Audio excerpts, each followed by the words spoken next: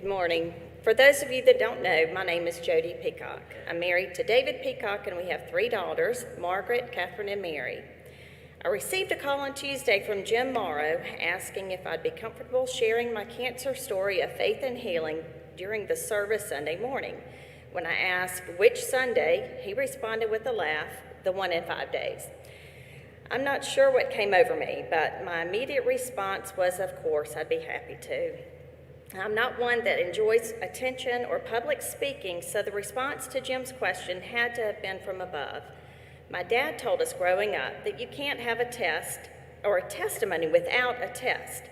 So I'll share with you some of the tests that has now become my testimony. In June 2018, I was diagnosed with stage 2 triple positive breast cancer. My life up to this point had been somewhat normal, but things were about to quickly change. Growing up as the middle child, I was always looking for ways to get attention. Ailments came in all forms, such as a scratch that needed a Band-Aid, a pulled muscle that needed an ACE bandage, or a headache that needed a cold, wet rag. Basically anything to get attention.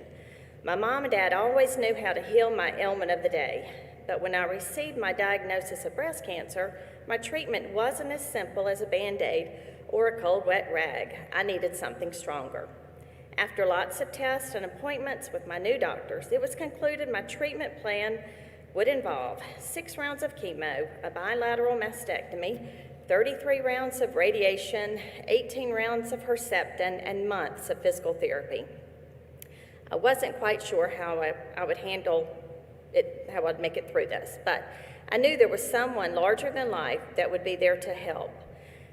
I've been involved in the church and religious my whole life, but this really put my faith to the test. Isaiah 41:13 says, "I am the Lord your God who takes hold of your right hand and says to you, 'Do not fear, I will help you.'" I knew I had to keep my faith and trust that God was going to guide me through this time of my life and use it to make me stronger, even as I physically got weaker. With God in my right hand and my family in the other, I really had nothing to fear. I wouldn't say we lost faith because of cancer. It's more like our faith increased because of it. Chemotherapy provided more downtime than I was used to having. So while sitting in the infusion room, I would find myself talking to other patients and nurses and also praying for them. And it was also a good way to pass the time. With each report from my doctors, I could feel my faith and trust increasing. God's presence was becoming more and more abundant.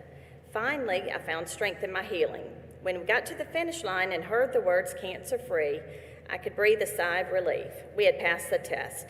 I was never a good test taker in school, so I passed this one on the first try, which was huge. Little did I realize I had been preparing my whole life for this test. Growing up in the church had given me the foundation I needed to be fully prepared for my battle with cancer.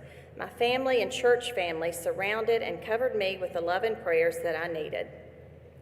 I never would have chosen to have had cancer, but I'll always be thankful for the experience and the blessings God provided along the way. The test was tough for our family, but because of our faith, I can safely say I think we passed. Thank you.